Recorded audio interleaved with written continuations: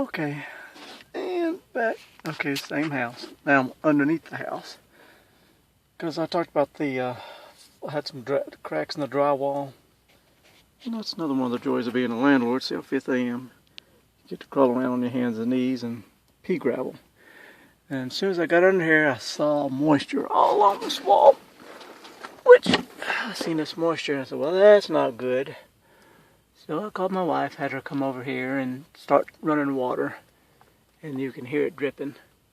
Turns out the bathtub has a little bit of a leak. You can see where it's been leaking. So that moisture has been dripping for a while. Not enough to cause a water bill problem, but enough to cause moisture trouble. And what it's done, it's caused a little bit of rot. See how the floor joists are sagging into the sill plate, or the sill plate has collapsed. And that's what's making my drywall crack. And I've seen this before. I've seen it before with termites, but I see no tunnels. I don't believe we have termites. I don't think that's the issue. I just think because this has been a high moisture area for a while, that's caused that to happen. So the fix is to jack it up and cut out that wood and put in some treated. So we'll have to get the leak fixed first. And I see a lot of insulation has fell down. Of course, as this moisture, the insulation gets down, gets heavy, starts pulling it down from the floor. And I got to get a lot of insulation put up.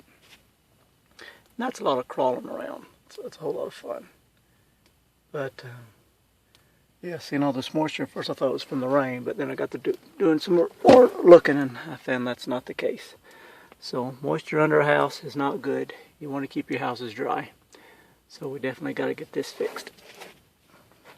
And I got to crawl my way out of here. Found a potential problem. Somebody in the past, that could have been a renter, I don't know. They have shoved insulation in behind the vent. So there's no cross ventilation underneath this house, so it's no wonder it's holding moisture. So that should not be there. That vent should be open. As soon as I took that down, I felt a nice cool breeze coming across. So your house has to breathe. That's not good. So I'm gonna go around and check all the other vents because that one's blocked off. April, I got the other one's blocked too. So you just never know what you're gonna find when you start crawling underneath the house. But it's something you should do, even especially to your own house. And of course rentals, if you're especially fixing to buy one, always get underneath the crawl space and check everything out all around the foundation. And I'm scanning right now, checking, make sure I don't see no tunnels for termites. Everything looks good. You can see these sill plate looks good over here. It's not crushed down like on the other side. So we're gonna do some more looking. So I was crawling around the perimeter of the house, or the inside perimeter, checking all the foundations. And I kept hearing something. I said, what am I hearing? That's a nice thing about getting underplay something like this late at night when everything is quiet. And here's what I found. It's no wonder we got so much moisture under here. We have a leak. There it is. Just a little leak, but it's a leak. And so something else to add to my list. So there's another source, not only the bathtub, but we also got that right there leaking. So I will fix that too. And I was noticing over here, there's the air handler. And on up ahead there's a condensate pump. And it's full of water. I don't think it's pumping water out like it should. I'll check that out too. And I'm gonna work my way on around and hopefully I don't find nothing else I have to do. Okay, still under the house, and I was noticing when I turned on the air conditioning, I was checking what they call the split, what the temperature was of the air going into the return versus the temperature was coming out of the vent, any of the vents. And I wasn't getting much of a split. I was only seeing maybe 6-7 degrees difference. I knew that wasn't very good, and I'm finding out why. Because many years ago I had a fellow put this central air in for me, instead of doing it myself. And this is what you run into when you let other people do stuff. They do shoddy work. You can see all these holes. Well, what this does is, when you turn on your air conditioner, instead of the air being pulled through the return, being drawn out of the house through the return, it's being sucked, this humid, awful humid air, all through these little holes, where he did a sorry job. Didn't use any what they call mastic. It's like this real thick gooey glue. So I'll get me a bucket of mastic, and I'll seal all these holes up. And even around here, you can see gaps. It's because there's a low pressure, like a vacuum on this all the time. Especially when your filter starts to get dirty. Your filter starts to get dirty, and it'll just start sucking all this humid air through all these little gaps, and really makes for a more expensive electric bill, and poor cooling, and poor heating. Of course, same way in the wintertime, you'd be drawing cold air in through that. So, yep, there we go. Something else to check off my list. Another day. It's I don't know, 11 o'clock at night. And now I'm back under the house again, and I fixed my leak. If you move back over there, you can see the little white thing back in the back, where it had a small drip, and all the humidity was in here, and all the bricks were damp, and you can still see the dampness.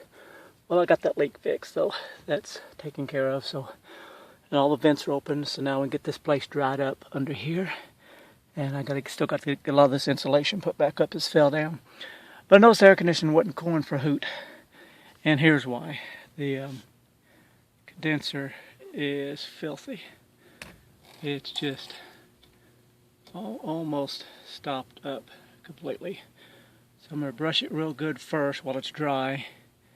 Get all that off there. Then I got my acid here somewhere. I got this spray bottle here with acid, and it'll foam it up. And I drug a water hose under here so I can spray it out. Also, while I was under here, this is the condensate pump, which your water, because this unit is under the house, as your water drains out, you don't want it under the house, you want to pump it out. So I took this pump out, took it all apart, cleaned all the gunk and stuff out of it, because they get real nasty, and get all that hooked back up again. So we'll get to scrub it. That steam, that's that acid working on that coil, and it really stinks too.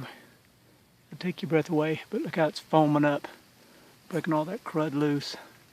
Does a great job. You just gotta leave it on there about 5 or 10 minutes, let it do its work, then hose it off, and things are performing. Keep in mind, this air handler, golly, this thing is a GE unit, came out of our house. It's probably a good 30 years old. We added on to our house, had to went to a 3-ton. This is an old 2-ton, about 30 years old. I think it's an old GE, pretty sure it is, and still running. Oh, something else I noticed here.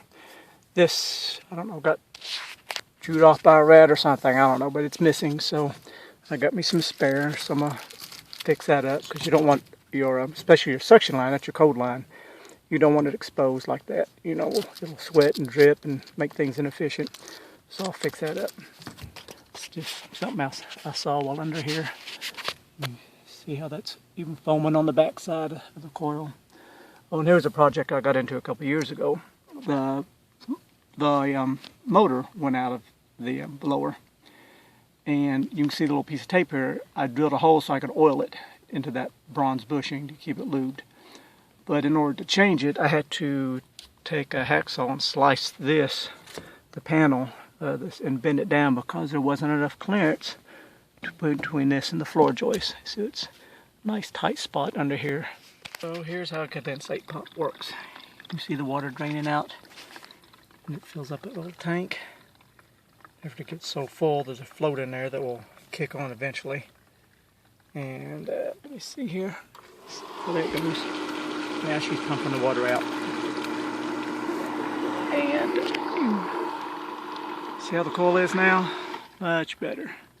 So now we'll get a whole lot better cooling. And I'm just going to put it all back together, tape it up good and tight, and try it out. Okay, all is taped up, every seam, everything's nice and quiet. Don't have no air leaks. And of course here's that shiny foil tape. And here's all the back side. I don't know, look at all that. I used 30 foot of tape. but got it all taped up well. And that'll keep the electric bill down, keep things more reasonable. And that's something, you know, something to think about when you pay other people to do work for you. Depending on your heat and air guy, you know, they're all different qualities.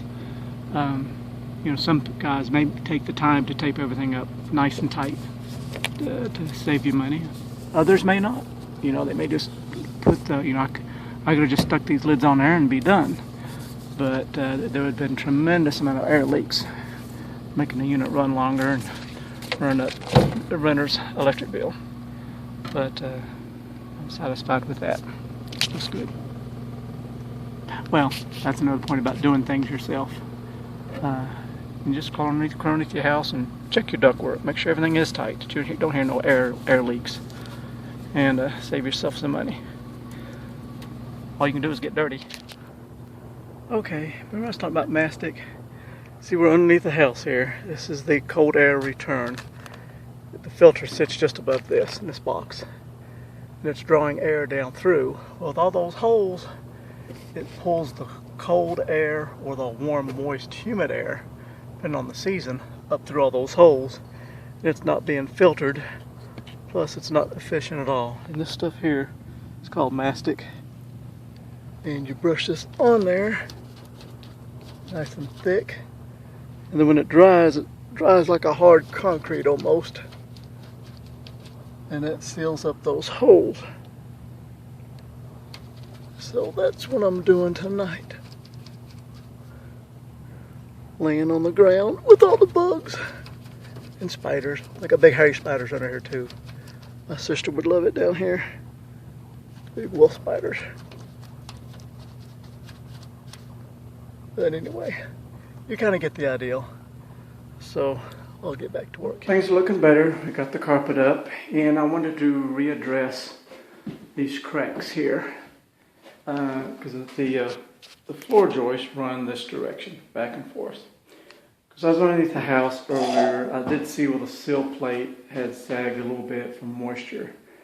But the 2x6s, that's kind of small, you know, normally you'd have at least a 2x8, but that's just the way they built them for, I think it's a 12-foot span. Makes them a little bouncy. And I should have showed that earlier, but anyway, what I did, I put me a screw here and tied me a string to it and ran it over here to another screw on the other side and measured how much swag I had in the floor. And it was about a 1/2 inch. So it's not critical, but the 1/2 inch over, 30 years, this house is 30 years old, that's caused a crack in the drywall. So instead of getting under there and trying to jack it up and have a post and do all that stuff, liable to cause more damage, you know, ceilings, more drywall could start cracking in other places. So I think it's wiser just to patch the cracks, and I'm going to reset both doors because you can see they won't close because of the swag in the floor. So I'm going to take the trim off, reset the doors where they'll close well. That's another tip I have for you if you're working on a rental or a remodel and you're going through, but you're going to do a good paint job. Be sure you get all your doors set first. Adjust all your trim, make sure they close properly, make sure everything's strike plates, everything lines up. Because when we go to paint here in a couple days, we are going to oil base primer all these doors. It's got this real slick surface on it, and then we'll come in and caulk all the seams, then paint it. The walls, the trim, and the jamb will all be the same paint, same color, and it makes it real fast and efficient that way. But before you do that, you want to make sure all your doors are set properly, because it's no fun. You get everything all painted looking good and put your doors back on, you find out they don't close. And then you got to start beating and banging on the trim and mess up your paint job. So I guess I'll do a walkthrough, seeing we got most of the carpet up here. So it looks like, you remember, I got to straighten up the heaters. It's got central heating there. I'm going to leave the baseboards. That's just like a supplemental heat if anything was to happen to the heat pump. Got some damage in here I found. Looks like the refrigerator had been leaking. And this has got that pressed wood, and it's created a big hump. It's hard to tell right here, but it's a good inch higher than the rest of the floor. So I'll cut that out and put in a new piece and get that done. And it's kind of strange how they made the subfloor back then. You can see how they did it. They use this, see how they did this? They use this thick particle board, and then they put, maybe that's 3/8 plywood. So it's a weird combination. So whenever I go patching the floors, trying to get things level, it's always a pain. I always have to end up using some paneling, shimming to get it to line up exactly right. So but that's the way they built houses 30 years ago. They do that differently now. Well, of course, here's the living room. They cleaned up. And the kitchen's getting a little bit better. So little by little, we'll get this thing back ready for just a test to see how I can get this to come out. See, it's got a water knots. Fellow lived here for 14 years or what it was, had a wheelchair. It kept bumping into that all over the years. So I'm gonna see if I can't fix this with some plastic wood putty filler. Don't know if it'll work, but I'm gonna give it a try. It would be a whole lot cheaper than spending $100 for a whole new door frame. So I need your expertise. See the upper cabinets, they look pretty good. I can take some Murphy's oil soap, clean these up, get them shined up pretty good. But look at these cabinets down here. Pretty nasty, even like, let's put it now. Just look how thick this crud is. I mean, you just scrape it off. So, what is the best thing to clean this with? It's Murphy's oil soap or TSP. And then maybe after I, clean it, I can come back maybe with what is it, Old English? I've had good luck with that. It's kind of like a mild stain to spruce these back up. And I got another problem I got to figure out. I'm missing a board down here. So I got this one here, but that one's missing. And of course I got to replace the wood in here. So I'll find me a piece, something close to that color, get that going. But anyways, looking for some input on how to spruce these up on the quick and cheap. Oh, well, I'm back under the house again. Let me get situated.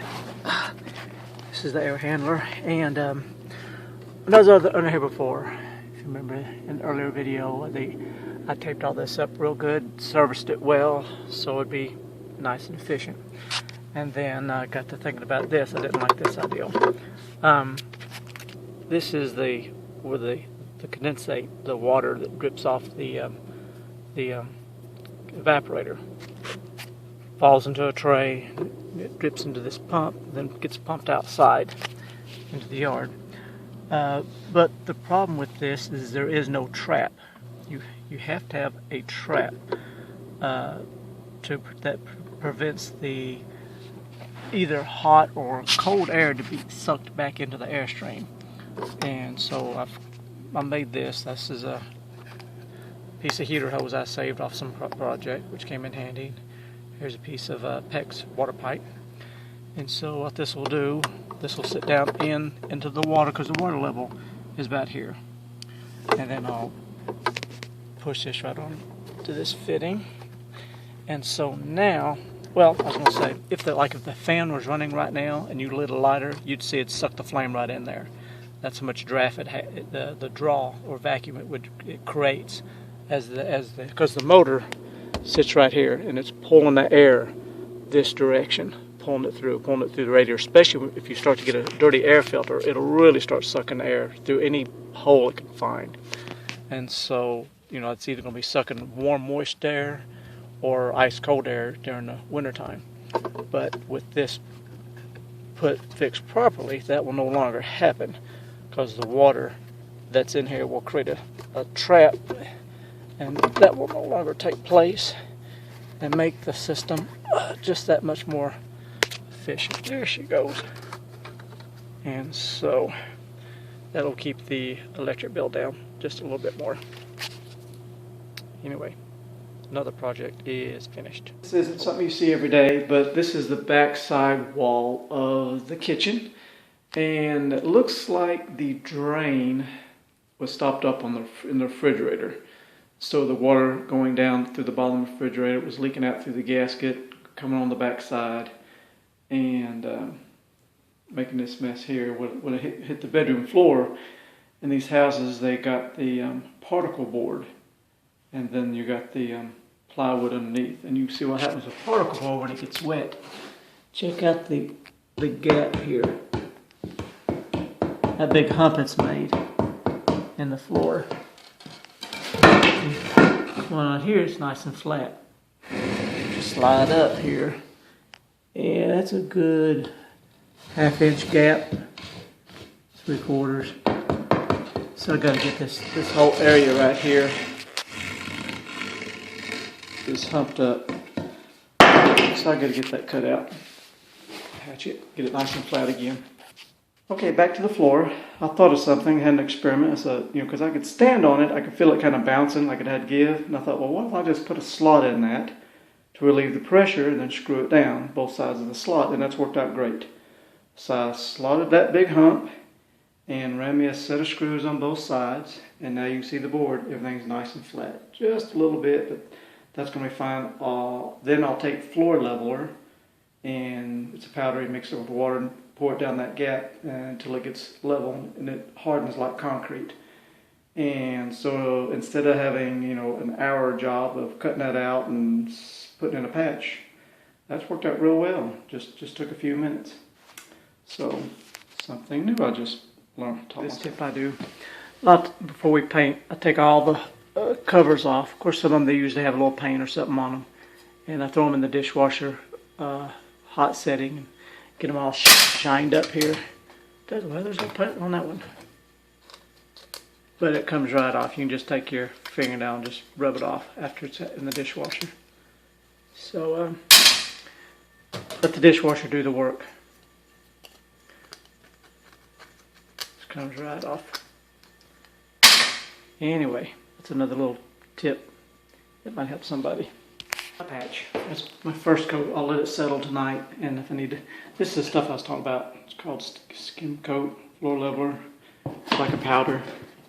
Looks like flour, but you just put that in a tray, mix it up like a putty, and pour it in there and let it dry. It sets up like concrete. All right, so these dumb things. This is something I always get rid of. These are a real pain. They cause nothing but trouble. Pin back in there. The pin's fine. It's these little things right here, because the door gets opened really hard, and these are hollow doors anyway, and it punches a hole in them. I'll give you an example. Well, see, there's one right there, and they just barely pushed in and just broke it. I put a little putty in it, and I'll sand that, and I'm going to paint this door. It'll be great. But now in here, this room had one also. And it punched a hole plumb through it, so all I had was a hollow, nothing behind it. So I filled it with that great stuff. I'll take my razor blade, shave it off, skim it with a little bit of mud, and I'll break the glaze on this, prime it, and paint it, and it'll look great. And instead of buying a door because there's a hole in it, you can fix that. Save you some money. I'm not sure exactly how I'm going to fix this yet. But I'm fixing to take a hammer to it, beat all this old rotten floor out of this. And I got to come up with a plan to replace that missing piece. But I just want to get it on video before I do it, so I can get a better before and after. So time to get the hammer out and get to doing some strategizing and figure out how I'm going to fix it. I'm bouncing around from one end of the house to the other, but I reset my doors. Remember how the doors were hanging up? They wouldn't even close at all. So I pulled the trim off and raised everything up, reset it. I ground out my crack so I can put some more mud in there and clean that up.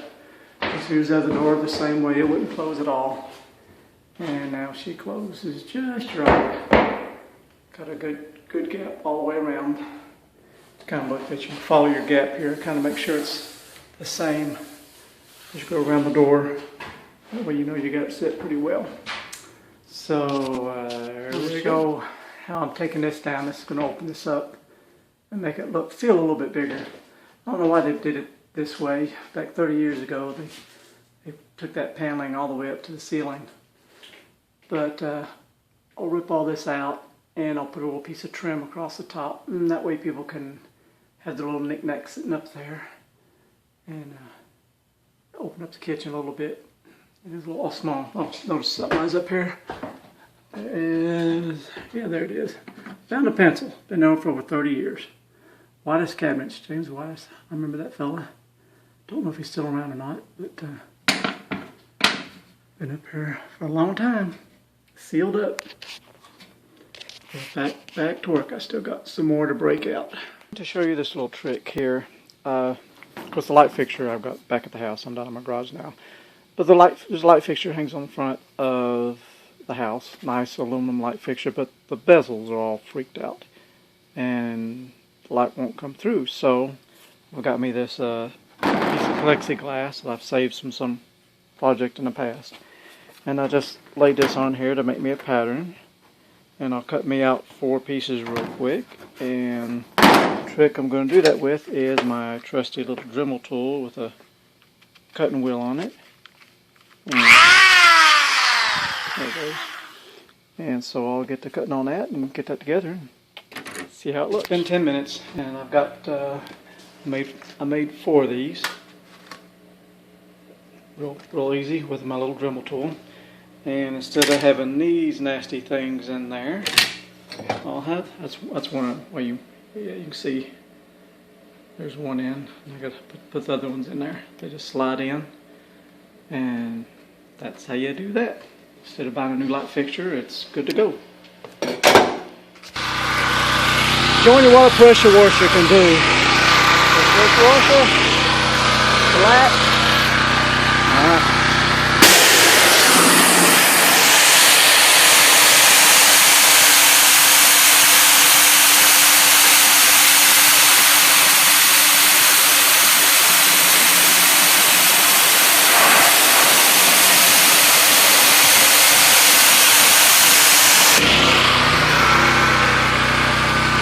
Nice difference. Get all this black off here. Like these are, fixing to make them like brand new. Here is the after. So with you can see with a 4,000 psi pressure washer, you can make some nasty old steps look like brand new. We're going to give a little update. Got all the carpet ripped out. We've started sanding the doors. Turn on some lights here. Fill up the holes and scratches in the doors. Yeah, breaking the glaze on them so the primer will stick. One thing else, the smell is dissipating. It's getting better, but it still has a little aroma to it. Maybe I'm just getting used to it. I don't know. But anyway, I've got 2 gallons of Clorox bleach. And I mix it up in a sprayer, and I'm gonna go along and spray the entire floor from one end of the house to the other. Of course, open up all the windows and hopefully that will neutralize all the remaining pet odors and get this place fixed up like a new house. What else have I been doing? Fixing to drop in a new sink. Working on that. And here's a little project I got to figure out how to fix. I think I got an idea. This has come unglued. So my idea is give me some liquid nails, and we'll put under here. We'll put this board here. Okay, then I'm going to take 2 of these adjustable rods, either just shower rods. We're going to adjust them, put them between the wall and this piece here so I can clamp it in place with the liquid nails. So that'll hold it down and it'll be in good shape. And I got a corner piece that popped off, which I got the old piece. Luckily I found it. And I'll get that with liquid nails, get that on there, get that fixed up. And another problem, got my new sink, but it don't exactly line up with the drain hole. You see it's off, it's a little bit different shape. And this is the original trap, so I got to cut all that out, put in a new trap. But that won't be no problem.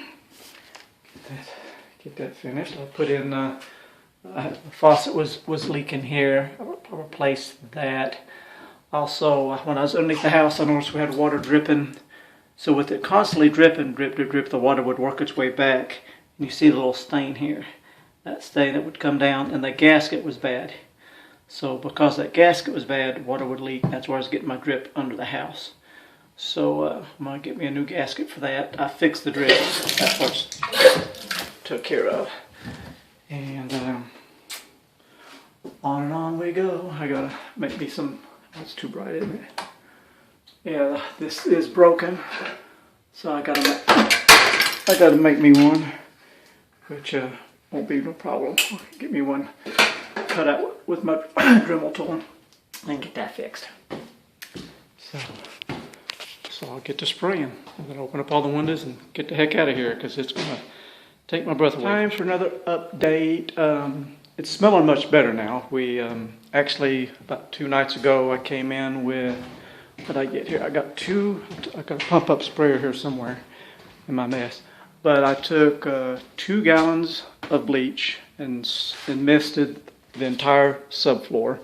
Did that, then you see I got white vinegar. So let me tell you, because I went through the whole house and sprayed it down with straight bleach.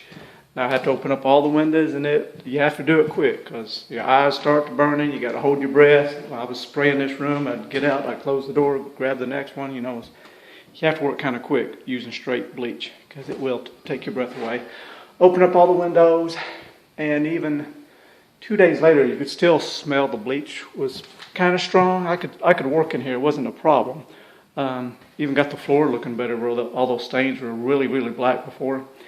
So then I came back with a gallon of vinegar and put that in my pump-up sprayer, and I just did that last night. I sprayed the vinegar all over now between the two, I mean, it's taken away the chloric smell, and actually there's no vinegar smell. So maybe just a slight, but that was just done last night, so it's not been very long. So now the house is starting to smell like a normal house. Because as a recap, the guy had 4 or 5 cats and been living here for like 13 years. So that's why we're doing so much to the house. And we're getting the primer on. Remember I had all those dark brown nasty doors. Well, this is the primer. My wife came in here and worked last night and got a good coat of primer on there. Got the doors all set. See the doors closed nice now. And we're going to start painting. We might do the ceilings. They look pretty good, but we're going to go ahead and put a coat of actually what I use, instead of buying the flat white, it's kind of expensive. I get this at Lowe's. It's called PVA primer. Let me see. That's what I use, PVA primer, and it is I don't know, maybe 48 bucks for 5 gallons. And it's just a flat primer, but it's a whole lot cheaper than spending, say, $95 for 5 gallons of ceiling white. And it's a flat white, that's what you want. So we're going to hit the ceilings with that one time, spruce them up, and then we'll start doing all the walls. We still got to prime some more baseboards and a few things, but we're slowly getting there. And I just got all new screens made for the house. I got those put in, so I can at least leave the doors open and keep the flies out. So we'll just keep on keeping on. Okay, I got a problem. Earlier in the video, at some point in time, I talked about taking down that paneling. It went up to the ceiling, cause it's just the way they did it back then for some reason. So I took that paneling down to make the kitchen feel a little bit larger, and people can put their knickknacks up there. But I wasn't expecting this, so now I got to come up with a solution. This wire is coming right down. When I've done this before in other houses, they would run the wire out the back of the wall. I didn't have this issue. So I got to come up with something to get that wire ran back against the wall nice and neat, so it looks like something. So just wanted to show you what it looks like before. I haven't figured out my solution yet, but I'm going to start working on it. And then you'll see what it looks like when I do come up with something. Now it's time for a little bit of MacGyver magic. If you remember earlier, all the damage that was in the floor, it was caused by this crazy refrigerator. And for some unearthly reason that I don't understand, the drip pan has disappeared. Just don't understand where it went, who got it. That's a mystery. But anyway, refrigerator's sold. You can't buy these things no more. Refrigerator works great though. It's a good old refrigerator, and I mean I won't. It's kind of beat up. I won't be using it in another rental. But I'll keep it in my warehouse just for backup. So if someone's refrigerator goes out in the middle of the night, I can quickly run this over there to them. They can put the food in there. Nothing will get spoiled until I either fix their good refrigerator or get a new one. So So in order to fix this, I've found me an old bread pan laying here in this old rental where people left it. And I've cut it down and I'm going to stick it up in here. I got me some old brackets here from it's curtain rods or something. And I'm going to zip that in place so that will catch the water, because the water drips from this right here.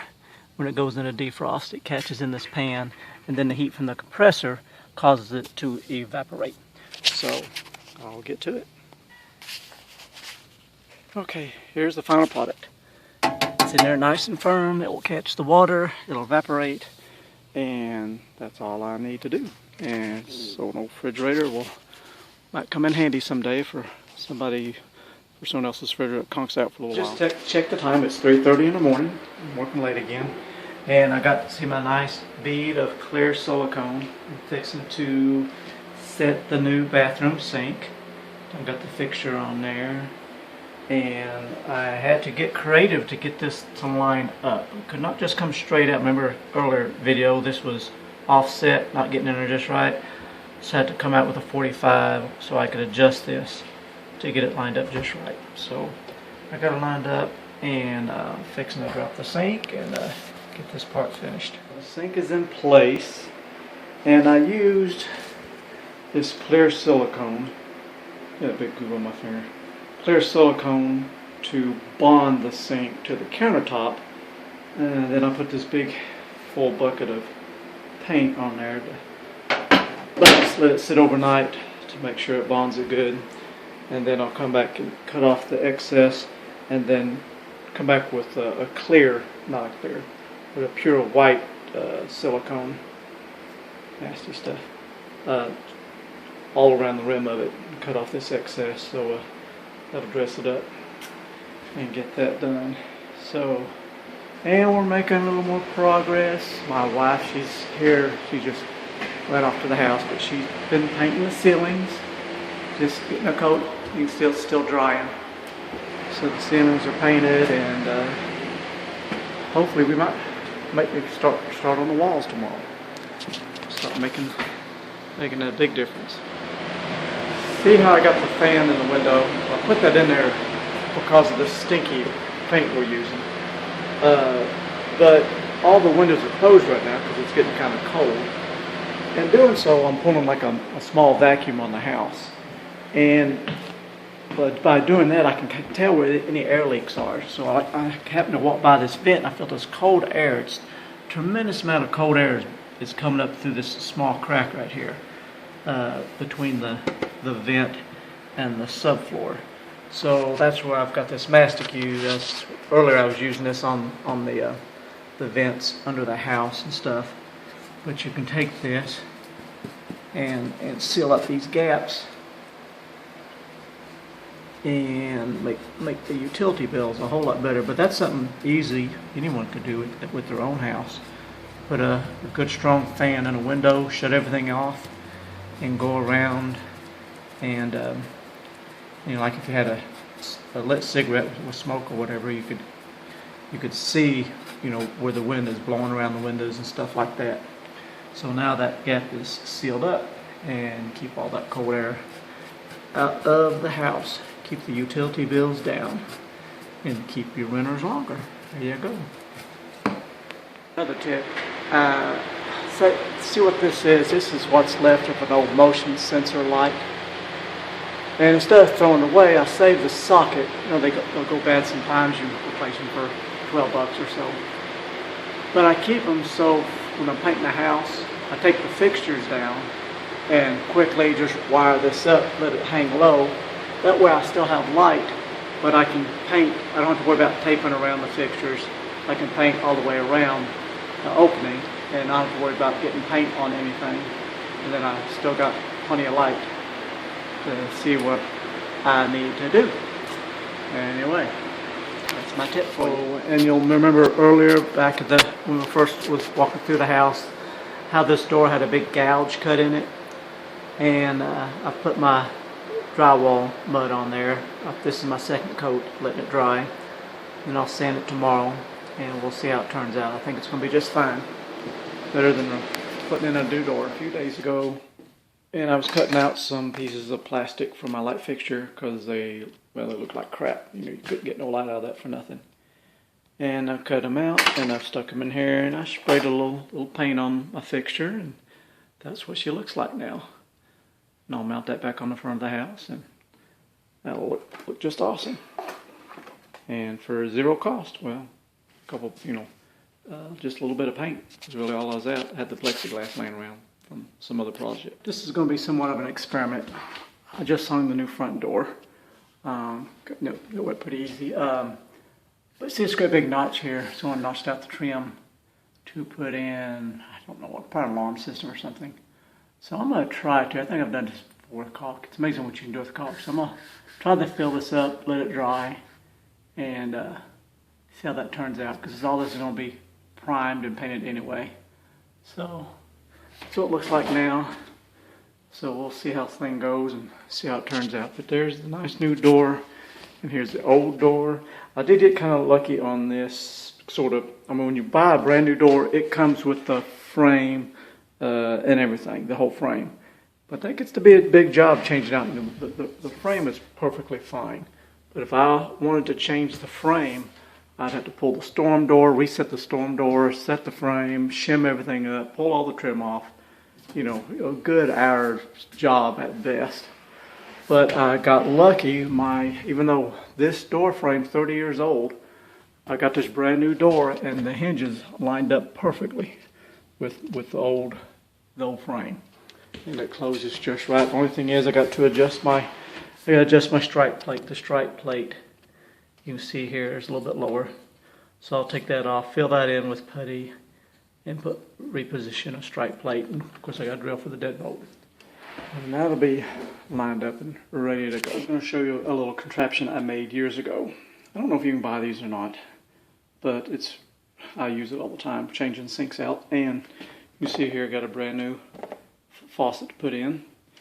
Here's the old one. Of course these, let me see, where's my wrench at? Alright. Of course you got these big nuts to get off first, which you can use this wrench here, which works pretty well. But then you've got this plastic nut, and it's threaded. These things are threaded, 2 inches or so, and it just takes forever getting them unscrewed. So I made this out of some PVC pipe. I'm trying to figure out what size it is. Well, I don't know what the size of it is here. But anyway, I just looked at my junk pile and found that. And what I did, I took one of these, and they're pretty much all the same, and cut it so all 4 slots line up. So it's like a giant deep well socket. So when that sink is in there, and I'm trying to get those goofy nuts off, and I'm trying to stand on my head under the sink, I'll just stick this under here, get a hold of it, and all I gotta do is just twist. Just start twisting, and it'll take it right off real quick. And same way when putting it all back together. Real handy little tool that you can make yourself quite easily. That's how you do it. Just take a hacksaw blade or a Dremel tool, slice you a couple notches in there, and you'll be good to go. There you go. Just like that. There's another handy tip that might help somebody else. Here's a little upgrade I'm doing. See, I've cut that pipe off, and see this. I think this is called a saddle valve. But here originally, at some point in time, because it's an older house, somebody added a refrigerator with an ice maker, so they needed a cold water supply. And so instead of buying a proper valve, which would be like this, so that would be, this should feed the faucet, and then this would feed the ice maker. Instead of buying the proper valve and doing it, they bought a goofy saddle valve which pierces a hole. You see what it does here? It pierces a hole in your copper pipe. And you've got this little rubber gasket that hopefully don't leak, but they are prone for leaking. And so with all that green and stuff, that's probably what it's been doing. So I'm getting rid of the saddle valve, and I've cut it. Luckily I've got enough pipe where I can still get the new valve on there and hook it up properly, and hopefully avoid any future water leaks. That's something you want to do when you need, you just want to eliminate any potential problems, any potential calls in the middle of the night saying, why have I got water on the floor? And have to come and fix something like this. Fix it now while the place is empty and you're going through everything. Okay, earlier I was showing you this broken bezel in the vanity, and that's something you can't buy. If you want to fix it, you just gotta make one. So that's what I've done, and I'm gonna put that in there and we'll see how it looks. Okay, I've made it. It's awful bright. I'm trying to turn the light out, see how it does. There you go. Don't that look nice? I made that out of a piece of acrylic. Took no more than 10 minutes at the most. And I'll show you how I did it. It's good here. And I got this piece of acrylic lighting panel. Got this at Lowe's. Get sheets of this stuff. And I took my little Dremel tool here with a little cutting wheel and just sliced it right off real quick. And so now I've fixed my vanity and didn't have to buy a new one. I just fixed it. That's how you do that. Well, the next problem I got is the laminate is coming loose from the kitchen vanity. Not the kitchen. I'm in the bathroom. Bathroom vanity. Long day. Don't know where I'm at.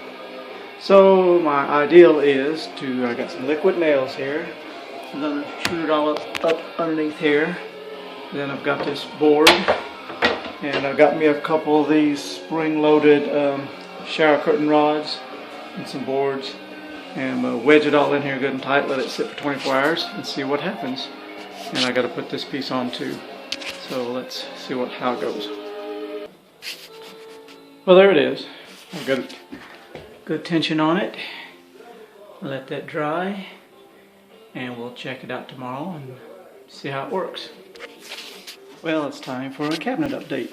Way back when we first started this project, I think I mentioned this. The fact that this piece here was missing. Tore the house apart, it's not here. And that would just look goofy with the cabinets, because I got to stain the cabinets, get them all looking good in too.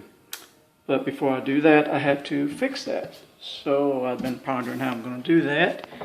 I could have went to a cabinet shop or something that had one made. But if I had one made, it's probably going to be different. It'll stain a different color. So I went out to my wood pile and found me just a piece of 1x. And then I went to my table saw and carefully made my own. It didn't take long, maybe 15-20 minutes. I was careful, took my time, and that's what I came up with. So pretty much the same thing here. I got to put my little step in. I haven't done my step yet, so that's my next phase. But looks like they're going to work just fine. I'll get them stained, and then I'll update the video and show you what the final thing looks like. The cabinets look pretty dang rough. I'm hoping I can get them looking like something with cleaning them up and restaining them. Just took some TSP, right there it is, TSP, trisodium phosphate. Took that to the cabinets today to clean them all up, get the grease and grime off of them. So let it dry, maybe tomorrow I'll start putting a little stain on there. And then I got to build my new shelf in here. And just one project after another. We'll eventually get this done. Carpet's going down in a couple days, so trying to get to that point. A little update on the cabinet and how I do this, because I got my bottom pieces in. I got them clamped up. They're gluing in place, and the way I redid the flooring in this, or where you want to get the bottom of the cabinet, is I use flooring, leftover flooring. I use this a lot in a lot of rentals. I usually will. This is laminate. I'll usually put this in the living room and hallway, and then carpet the bedrooms. Cause it holds up extremely well. You can put it down yourself, pretty easy. Knee pads help because it's hard on the knees. It makes for a long day. And it's really hard stuff. And because it's in little sections, it makes it easy to pop in, pop out, and drop in there. And I'll try to get this out to show you what it looks like with one hand trying to. Okay, getting it almost. One more. Okay, there we go. So you take it out in pieces. There's the other.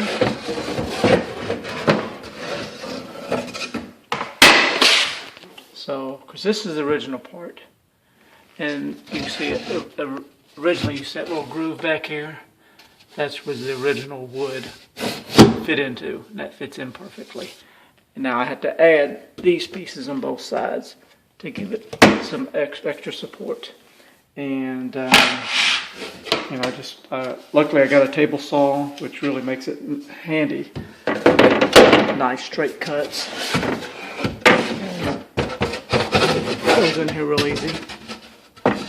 And then once I get all this done, I'll take my liquid nails here and I'll seal it around the edges, and I'm gonna put my little L bracket on the back side of this to strengthen it up, so tie it all together. And then after we put down the new vinyl flooring, I'll take what's left over and cut a piece to lay on top of this. So that way if there is any kind of leaks whatsoever, the vinyl flooring will catch the water and hopefully hold it before it gets into the wood. That's something I always do on my rentals to try to preserve them and last a little bit longer in case there's a water leak. So that's the progress report on. Here's another landlord tip, because when you got a whole house full of blinds to install, it can take time. Now, especially with the weird stuff they give you. Now, of course, these are Lowe's blinds. They're $5 or $6 a piece. Not very expensive, but they come with these little cheap plastic boxes and these tiny little screws. Of course, they want you to put 2 screws, mount the box, and the look of the screw, it's so short. By the time you go through the box, through the drywall, you're lucky to get a 1/2 inch into any wood. So I don't even fool with none of that stuff. One thing I do, I use a lot of, I go to Walmart, buy this box of screws, is $8 or $9 at Walmart, and they're very handy because all the different sizes in there. And here's this particular size here is real good. And instead of dealing with all the boxes and all the little screws, they're just self-tapping. You see how I do it? I just run it right through the blind. And so that way it goes through the blind, through the drywall, and you got about 1 inch of screw going into the wood. And on this one's a long blind, so I've got 3 in it. And it zips up real fast. Boom, you get them on the wall real quick. You can see I'm bound this one already. There's 2 screws there, and that one's all the way up. And I'm fixing to put this one on there. Don't take but just a second. And there you go. That's how I install my blinds in my rentals. They go up quick and they won't fall off the wall. There you go. So another little tip. This is the night before the new linoleum carpet goes down. And I was noticing the wear on this. So you see how that was cut? And I knew that wasn't normal. If I put down new vinyl on top of this, it was probably going to happen again. So I took it up, and they had a bunch of floor leveler in here, and it was all crumpled up into bits. I vacuumed all that up. But then I noticed these boards were loose. You could press on them, and they was flexing. But the nails had pulled back over time, and not enough nails. So I in turn got 4 of those big long screws in there, pulled it down good and tight, so it won't be flexing. So tomorrow morning when my carpet guy comes in here, he'll put floor leveler in here, get all this nice and level, and it'll harden, and there'll be no more flexing, and so we should be good and won't have that kind of issue with the new vinyl once it's down.